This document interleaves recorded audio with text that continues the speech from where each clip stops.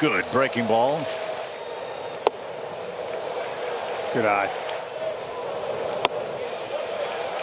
Riley is called out at the plate.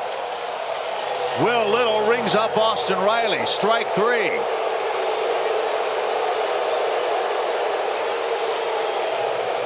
Austin argues with Will Little. Brian Snitker wants to know if it was a swing or a check, or the pitch was called a strike.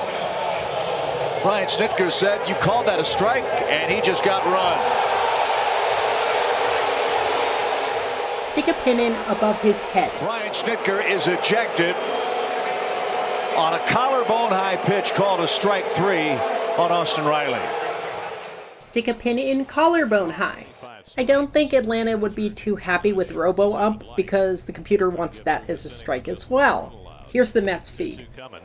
And a half swing. Did he go? Yes. Strike. Strike three. Yeah, it's a called strike. That was a strike. So Riley is questioning the home plate umpire, who said it was a called strike. Will Little didn't check out a half swing because he said it was in the strike zone. 4-1 Mets after three. Because of that confusion, the situation means an ejection is far more likely to happen than not, because the umpire goes to the manager to explain the play that it was a location strike, and the manager then has a perfect opportunity to argue location, saying it's head high, which it wasn't, and that's ejectable. If the batter doesn't swing, the umpire and manager never approach each other unless the manager's goal is to get ejected from the dugout, and this type of ejection precisely does not happen.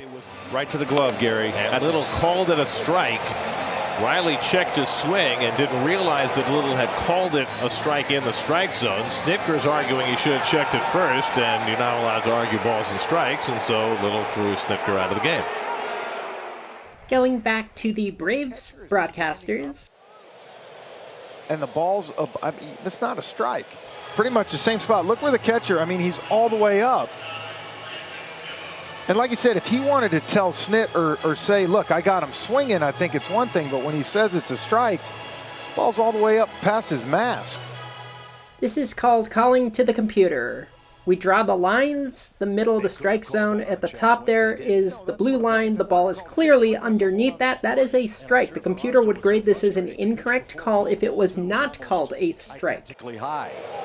And then you go back. Well, see that? I mean, what the heck's the difference in that pitch? Mainly that it was above the player's strike zone, whereas the other one was not. In that first inning. Not saying you would have scored, but all of a sudden you would have had first and second.